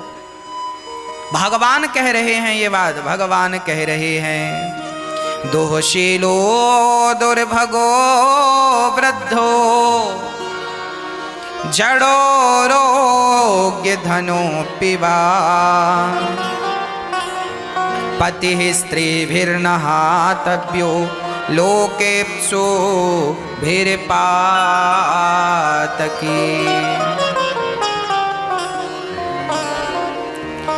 पति कैसा भी हो, अंधा हो, लंगड़ा हो, बहरा हो, काना हो, कैसा भी हो, शास्त्र कहते हैं कभी भी अपने पति का अपमान नहीं करना चाहिए, पति का तिरस्कार नहीं करना चाहिए। नारी का धर्म है कि वो पति की सेवा करे। किस भाव से? भगवान के भाव से। भगवान जानकर पत्नी अपने पति की सेवा करे। कभी स्वप्न में भी अपने पति का तिरस्कार ना करे, अपमान अनादर ना करे। अच्छा, पति पत्नी दोनों को ना जरा समझदार होना चाहिए। गृहस्थी की गाड़ी बिना समझदारी के चलती नहीं है। और मुझे लगता है आज इस कोरोना काल की स्थिति परिस्थिति में आपको और समझदार हो जाना चाहिए। आज हर व्यक्ति का जीवन संकट में पड़ा हुआ है। कब किसी कोरोना हो जाए, कब किसी की मृत्यु हो जाए, कोई नहीं जानता। इसलिए आपके अपनों का प्यार जरूर लूटिए, आप अपनों से प्यार जरूर कीजिए, आप अपनों के करीब रहिए, ताकि कल को ये ना हो कि हम बात नहीं कर पाए, मिल नहीं पाए। जीवन का कोई भरोसा नहीं, बिन भरोसे की जिंदगी। आज ऐसा नहीं है कि कोरोना आया तो आज बिन भरोसे की जिंदगी हो गई। ये बिन भरोसे की जिंदगी तो पहले से ही थी। क्या भरोसा है इस जिंदगी का, साथ देती नहीं है किसी का। श्वास रुक जाएगी चलते चलते, सम्मा बुझ जाएगी जलते जलते, दम निकल जाएगा आदमी का। क्या भरोसा है इस जिंदगी। इसलिए झगड़ा हुआ था, भूल जाइए, प्रेम से रहिए। परिवार में तनाव प्रकट ना कीजिए, केवल प्रेम प्रकट कीजिए। हाँ, और बड़े प्रेम से पति पत्नी परिवार के सभी सदस्य, माता पिता से प्रेम करो, बच्चों से प्रेम करो, अपनों से प्रेम करो। ना जाने कौन सा वक्त, ना जाने कौन सी घड़ी जीवन की अंतिम घड़ी हो। इसलिए हर समय केवल प्रेम से रहा करो। बात बात में विवाद ना किया करो, झगड़ा ना किया करो। पत्नियां बात बात में नाराज हो जाती हैं। आज पत्नियां जूजू हो गई हैं, जूजू। बात बात में गुस्सा आता है। आज झगड़े क्यों होते हैं? पति पत्नी में खासकर हम देखते हैं झगड़े होते हैं। झगड़े का केवल इतना कारण है कि ना तो पति के अंदर सहनशीलता बची, ना तो पत्नी के अंदर सहनशीलता बची। पत्नी ने कुछ कहा, पति को बुरा लग गया, पति ने कुछ कहा, पत्नी को बुरा लग गया। अरे थोड़ा सी सहनशीलता बढ़ाइए। इसलिए भगवान श्री कृष्ण ने शिशुपाल की 100 गालियां सुनी और 100 गालियों तक चुप रहे, कोई उत्तर नहीं। 100 गालियों तक बिल्कुल चुप रहे। कारण क्या है? कारण सिर्फ यह है, भगवान कहते हैं कि मैं ईश्वर होकर, भगवान होकर यदि 100 गालियां सुनने की ताकत रखता हूं, तो आप इंसान होकर 10-20 गालियां तो सुन लो। जो व्यक्ति सहनशील होगा वह व्यक्ति अपनी गृहस्थी बढ़िया चला सकेगा, और जिसके अंदर सहनशीलता नहीं है उसकी गृहस्थी कभी नहीं चलेगी। आजकल लोग शादियां कर लेते हैं, विवाह कर लेते हैं। अरे विवाह करने के पहले विवाह की कोचिंग किया करो, अपने गुरुजनों के पास जाया करो, पूछा करो, गुरुजी गृहस्थी कैसे चलती है आप बताएं। गुरुजी अपना अनुभव बताएंगे, शास्त्रों में जो लिखा है वो आपसे कहेंगे। अरे एक चेला, एक आदमी गुरुजी के पास गया, गुरुजी मेरे पिता कह रहे हैं विवाह कर लो, आप बताओ मैं विवाह करूं या ना करूं, आप निर्णय दीजिए। गुरुजी बैठे हैं और शिष्य कह रहा मैं विवाह करूं कि ना। जिंदगानी में जो दुख मिलता है उस दुख का जिम्मेदार वो स्वयं होता है। आपकी कहीं ना कहीं गलती हुई, उस गलती का परिणाम आपको मिला। इसलिए कहता हूं पानी पियो छान के और पग रखो जरा छान के, गुरु बनाओ छान जान के। जरा जान लो, समझ लो आप जो डिसीजन ले रहे हैं वो सही है, उसका फायदा जीवन में हमेशा दो चीजें सोचनी चाहिए। आप ये काम करेंगे तो इस काम के क्या फायदे होंगे और क्या नुकसान, दोनों पर विचार कर लेना चाहिए। यदि फायदा ज्यादा लगे तो वो निर्णय ले लो और नुकसान ज्यादा लगे तो फिर वो निर्णय टाल दो। जीवन में सिक्के के दो पहलू होते हैं। आप कोई भी निर्णय लें, आप अपने पति को छोड़ने का निर्णय ले रही हैं या ले रहे हैं तो विचार कर लें आपका क्या फायदा होगा, क्या नुकसान। अभी तो ताजगी में आपने निर्णय ले लिया, साल भर बाद पश्चाताप ना करना पड़े। एक लड़की सोच रही थी मैं किसी लड़के के साथ भाग जाऊं, लड़का भी उसने देख रखा है, प्यार भी करती है और भागने का प्लान बना रही है। मैंने उस लड़की को समझाया, मैंने कहा बहन भागने के पहले दोनों पहलू को सोच लेना कि इसमें तुम्हारा क्या फायदा है और क्या नुकसान है। फायदा तो ये है कि जिससे तुम प्यार करती हो वो तुम्हें मिल जाएगा, पर नुकसान ये है कि समाज तुम्हें कभी स्वीकार नहीं करेगा, कभी तुम्हें सम्मान की दृष्टि से कोई देखेगा नहीं। ये नुकसान है, तुम्हारे जीवन भर तुम्हारा अपमान होगा। तुम्हारे शादी के 10 साल बाद भी लोग ये कहेंगे कि ये लड़की अपने माँ बाप के घर से भाग कर आई है, कोई सम्मान नहीं, कोई इज्जत नहीं। दोनों पहलू विचार करना। थोड़े से सुख के लिए यदि अपनी जिंदगी दांव पर लगाते हैं बिना विचारे तो इसे आप अज्ञानता ही समझिएगा। कबीर दास जी एक दोहा लिखते हैं इन बातों पर कि मक्खी बिना विचारे जो करें, बिना विचारे जो करें सो पाछे पछताएं, और काम बिगाड़ें आपनो जग में होएं हंसाएं। इसलिए जो भी निर्णय लो अपने जीवन में, कभी वो निर्णय बिना विचारे नहीं लेना चाहिए। 4 लोगों से पूछ लो, 4 लोगों से समझ लो। जो लोग अच्छा कहें, ज्यादा लोग अच्छा कह रहे हैं सो कर लो, ज्यादा लोग कह रहे हैं मत करो तो जरा विचार करो। फिर आपका अपना कॉन्फिडेंस देखिएगा, आपकी अपनी क्षमता देखिएगा कि आप कर पाएंगे या नहीं कर पाएंगे। ऐसा तो नहीं कि बाद में हंसी हो। जीवन में आगे बढ़ने के प्रयास तो करने चाहिए, पर वही प्रयास करने चाहिए जो 99% ये संभावना हो कि आप सफल हो जाएंगे। हमेशा अच्छे निर्णय लो। रिश्तों को तोड़ने का निर्णय कभी ना लेना। कितना भी घर में झगड़ा हो जाए, पत्नी से, पति से, सास से, ससुर से, खूब झगड़ा करो मन लगा के, पर शाम होते होते एक हो जाओ। इसी में समझदारी है। और आजकल क्या होता है, बहू और सास का झगड़ा हुआ तो सास पड़ोसन के घर चली जाती है और रो रो करके बताती, सुनो बहन हम तो बड़े दुखी हैं। क्या हुआ? अरे हमारी बहू अच्छी नहीं है, भगवान दूसरी दी होती है, जीने नहीं दे रही है। क्या हुआ? बहुत तंग करती है, खाने को नहीं देती। आप अपनी बहू की बुराई पड़ोसन को करोगी तो क्या पड़ोसन से कहने से आपकी बहू ठीक हो जाएगी? यदि ठीक हो जाए तो पड़ोसन से कहो बढ़िया, पर होता ऐसा नहीं है। शास्त्र कहते हैं कि बहू जैसी है उसका दुख पड़ोसियों से मत रोइए। पड़ोसी रो रो के सुनते हैं और आपके जाने के बाद हंस हंस के बताते हैं उनके घर में ऐसा हो गया। अपने अपने घरन का दुख ना कहियो रोई, सुन इठले हैं लोग सब बांट न ले हैं। कोई किसी का दुख नहीं बांटता। इसलिए अपने घर का अपने घर में रखो, किसी से कहने की जरूरत नहीं है। बहू दौड़ी दौड़ी पड़ोसन के घर गई, मेरी सास अच्छी नहीं है, सास अच्छी नहीं। अरे जैसी है तुम्हारी है, बहू जैसी है तुम्हारी है, सास जैसी है तुम्हारी है, जैसा तुम्हें चाहिए वैसा बनाओ, बहू को वैसा बनाओ, सास को वैसा बनाओ, समझाओ, अच्छा करो। किसी से कहने से कोई फायदा नहीं। लोग हंसते हैं बाद में, लोग मजे लेते हैं तुम्हारे, अरे उनके घर में ऐसा चल रहा है, ऐसा चल। समझो इन बातों को, झगड़ा ना किया करो, कल्याण नहीं है। पति के बारे में शास्त्रों में जो लिखा है सो मैं आपको कहता हूं।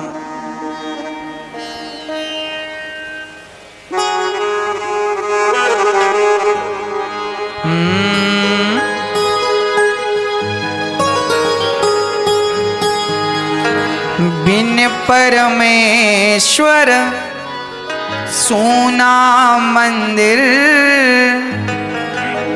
बिंदिया बिना लाल सोना, पति बिना संसार।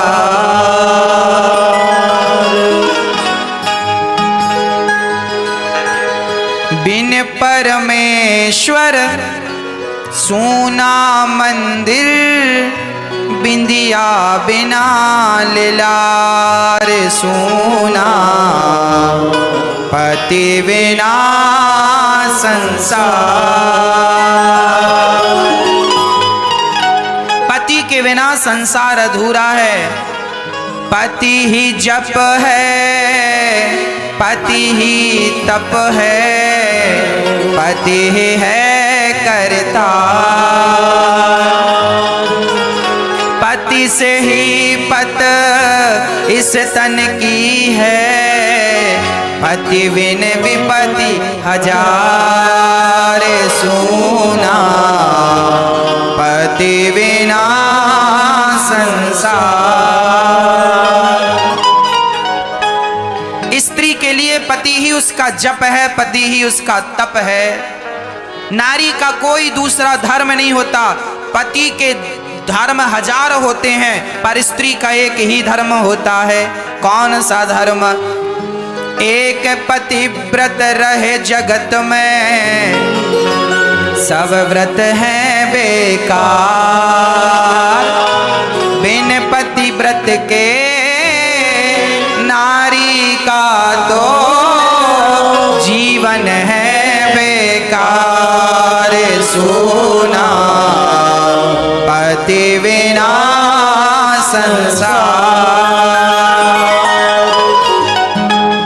नारी का एक धर्म है पतिव्रता बने, बस पति की सेवा करे, पति की आज्ञा में चले, यही नारी का धर्म है।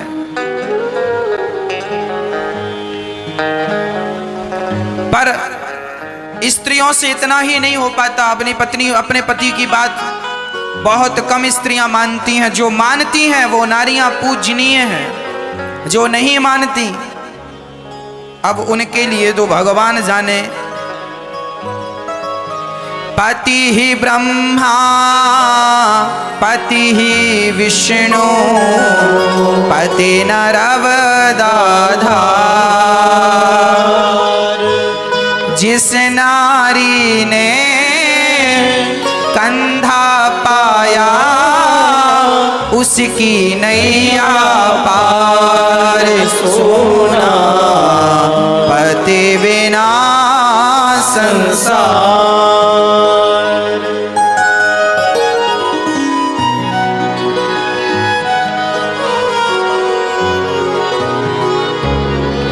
पति भी धर्मात्मा हो और पत्नी पतिव्रता हो, फिर उसके घर में किसी चीज की कमी नहीं। बस स्त्री पतिव्रता हो, पति भी पत्नी व्रता हो, पति भी चरित्र का अच्छा हो और नारी भी चरित्र की अच्छी हो, फिर तो आप सीताराम की तरह हैं, लक्ष्मी नारायण की तरह हैं। आज भगवान गोपियों की पुकारने पर प्रकट हो गए, सामने खड़े हो गए। गोपियों का अहंकार भी मिटा, भगवान की प्राप्ति हुई, चरणों में गिरी। भगवान ने गोपियों के संग रास रचाया। जीवात्मा और परमात्मा के मिलन का नाम रास है। पश्चात भगवान ने सुदर्शन शंखचूड़ नाम के दैत्य का उद्धार किया।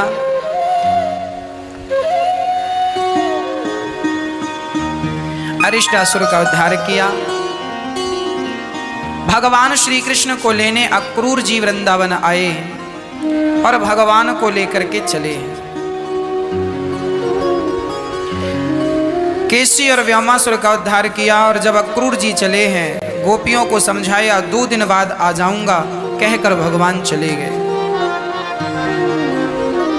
गोपियां रो रही हैं, अहो विधातस्तव ना क्वचित दया संयोज मैत्र प्रणयेन देहिना। तुझे दया नहीं आती विधाता, हमारे प्राण प्यारे को अक्रूर जी ले जा रहे हैं। गोपियां रोई हैं। देखिए गोपियों का प्रेम अद्भुत है। भगवान मथुरा पहुंचे हैं, धोबी पर कृपा, दर्जी पर और सुदामा नाम के माली पर कृपा करके कुब्जा की कुबड़ निकली थी, उसका चंदन लेकर भगवान ने उस पर कृपा की। कुवलयापीड़ नाम के हाथी पर कृपा, उसे मार गिराया। चाणूर और मुष्टिक बड़े पहलवान योद्धा थे, भगवान ने दोनों को मार गिराया। पढ़ने के लिए भगवान उज्जैन, गर्गाचार्य जी ने भगवान को गुरु मंत्र दिया। पढ़ने उज्जैन गए, 64 दिन में 64 विद्याएं सीख कर गुरु दक्षिणा में उनका मरा हुआ पुत्र जीवित करके दिया। जब भगवान आए तो उद्धव जी को वृंदावन भेजते। उद्धव प्रसंग हम आपको कल सुनाएंगे, चर्चा उद्धव जी की कल करेंगे आपसे। उद्धव जी वृंदावन गए गोपियों को संदेशा देकर, गोपियों के प्रेम में रमकर जब आए, श्याम सुंदर ने हृदय में ब्रजमंडल का दर्शन कराया। उद्धव जी के अज्ञान की आंख खुल गई और भक्ति का रंग चढ़ गया। भगवान से जरासंध ने युद्ध किया। कुब्जा और अक्रूर के घर भगवान गए। जरासंध ने 17 बार युद्ध किया, काल यवन आया, भगवान ने मुचकुंद के हाथों से मरवाया। आज भी मुचकुंद गुफा हिमालय के ऊपर, व्यास गुफा के ऊपर आज भी मुचकुंद गुफा है। भगवान ने 17 बार जरासंध को हराया। 18वीं बार जरासंध से युद्ध हुआ। भगवान मैदान छोड़कर भागे, नाम पड़ा रण छोड़। प्रवर्षण पर्वत पर चढ़े, जरासंध ने आग लगाई। भगवान द्वारिका पहुंचे, जहां भगवान द्वारिकाधीश कहलाए। द्वारिकाधीश भगवान की जय। बलराम जी का विवाह रेवती से संपन्न हुआ और कुंडनपुर की राजकुमारी रुक्मणी जी ने प्रेम पत्र लिखा, प्रभु विवाह करूंगी तो आपसे, नहीं तो कुमारी रह जाऊंगी। लिखा, श्रुत्वा गुणान भुवन सुंदर शृण्वताम ते निर्विश्य कर्ण विवरैर हरितोंग तापम रूपम दृशाम दृशिमताम अखिलार्थ लाभम त्वयि अच्युता विशति चित्तम पत्रपम में मैं विवाह करूं। तभी गुरु जी ने अपनी पत्नी को आवाज लगाई, भाग्यवान सुनती हो जी, बताइए जरा 2 गिलास दूध लेकर आओ और शक्कर डालना, बढ़िया चीनी। पत्नी लाई, पर शक्कर की जगह नमक घोल कर ले आई। नमक घोल कर लाई। 2 गिलास दूध, 1 गिलास गुरु जी ने पिया और दूसरा गिलास उसे पकड़ाया जो पूछ रहा था विवाह करूं या ना करूं। दूध पिया तो खारा, उसने थू थू कर दिया, गुरु जी खारा दूध पी रहे हो आप। गुरु जी ने कहा, खारा दूध पीने की ताकत आ जाए तो विवाह कर लेना। मैं पी रहा हूं, तुम भी पियो।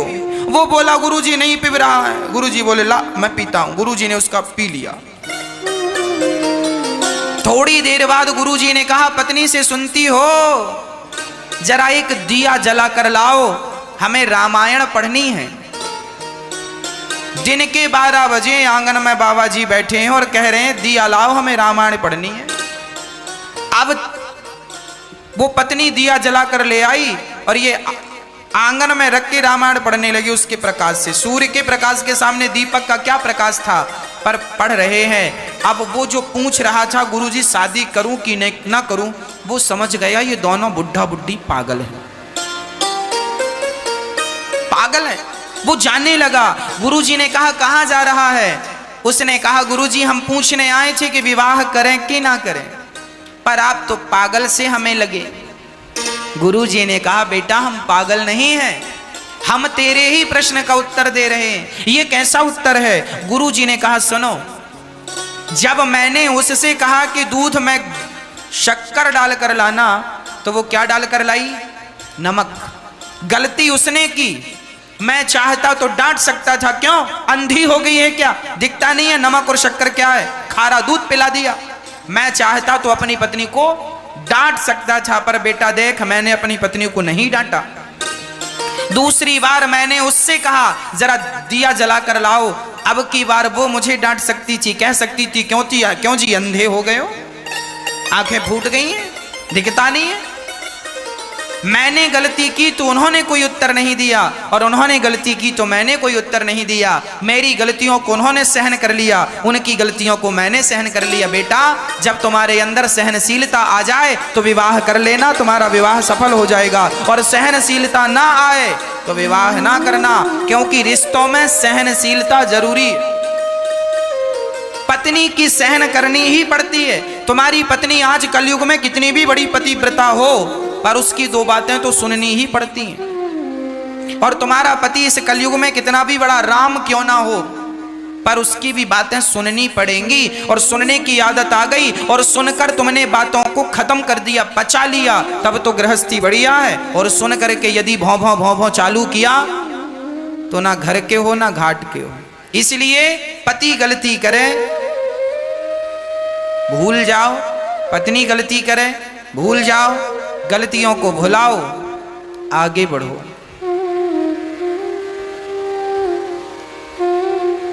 हमारे संबंध चंदन की तरह होने चाहिए। हमारे संबंध चंदन की तरह होना चाहिए। चंदन की लकड़ी के कोई 1000 टुकड़े क्यों ना कर दे, पर चंदन अपनी खुशबू का स्वभाव नहीं छोड़ता। उसी प्रकार हमारा स्वभाव जो है सहनशीलता का, हम अपना वो स्वभाव ना छोड़ें। हमारे साथ कुछ भी हो जाए, अपना स्वभाव ना छोड़ो। यदि स्वभाव नहीं छोड़ोगे तो जीत आपकी होगी। इसलिए हमारे शास्त्र कहते थे स्त्रियों को पतिव्रता होना चाहिए और पुरुषों को पत्नी व्रता होना चाहिए। स्त्री की जिंदगी में सिर्फ एक ही पुरुष हो, केवल उसका पति, और पुरुष की जिंदगी में सिर्फ एक ही स्त्री हो और वो हो उसकी पत्नी। यदि आप एक एक में स्थित हैं तो आप राम और सीता हैं, आप राधा और कृष्ण हैं, आप लक्ष्मी और नारायण हैं। और आपने यदि अपने पति से मन डुलाया और अपनी पत्नी से मन डुलाया तो सर्वनाश निश्चित है। एक पत्नी व्रता बन जाओ, एक पति व्रता बन जाओ, आपके गृहस्थी इतनी पावन हो जाएगी कि भगवान भी आपके गर्भ से जन्म लेने का सोच सकते। और कहीं चरित्र बिगड़ गया, बुद्धि बिगड़ गई, तो गृहस्थ जीवन नरक हो जाता है। गृहस्थी स्वर्ग भी है और गृहस्थी नरक भी। कई लोग विवाह करके बर्बाद हो जाते हैं और कई लोग विवाह के बाद संवर जाते हैं, कई लोग बिखर जाते हैं, कई लोग निखर जाते हैं। अब आपको देखना है कि आप अपनी गृहस्थी किस तरीके से चला रहे हैं। इसलिए समझदारी जरूर, हर सब्जेक्ट में समझदारी तो चाहिए ही। पति पत्नी का साथ चाहिए ही। बिना समझदारी और बिना सपोर्ट के काम नहीं बनेगा। दोनों मिलकर पति पत्नी अपने गृहस्थी को सफल बनाओ और अपने माता पिता की, सास ससुर की सेवा करो, खूब आनंद से अपने गृहस्थ धर्म का निर्वहन करो। सच्चा गृहस्थी कौन? सच्चा गृहस्थी वही है जो अपनी पत्नी पति बच्चों के बीच में रहे और भगवान का चिंतन ज्यादा से ज्यादा कर। दोनों बैठो पति पत्नी, भगवान का नाम जपो। बहू अपनी सास को माता समझ ले और ससुर को पिता और पति को देवता, और पुरुष अपनी पत्नी को देवी साक्षात अन्नपूर्णा और लक्ष्मी समझ ले, तो काम ही अच्छा हो जाए, समस्या ही समाप्त हो जाए। पर विडंबना ये है, बहू अपनी सास को माँ समझ नहीं पाती, बहू अपने ससुर को पिता समझ नहीं पाती और खींचातानी बनी रहती है। हर घर में विवाद, हर घर में झगड़ा, और झगड़ा विवाद केवल बुद्धि का है। यहाँ खोपड़ी में थोड़ा सी कमी है समझदारी की, इसलिए विवाद है। यदि यहाँ पे भेजे में थोड़ा सी समझदारी आ जाए, डेवलप हो जाए, काम बढ़िया है, बुराई नहीं है कहीं की, कहीं से कहीं तक, केवल समझदारी की कमी है, केवल समझदारी।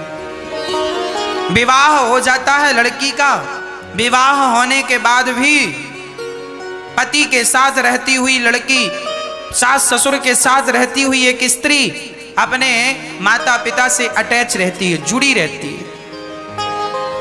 दिन भर फोन से बात, दिन भर फोन से बात। एक बहू अपने माँ से बात कर रही थी, उसके पति ने समझाया कि अपनी माँ से इतनी बात ना किया करो,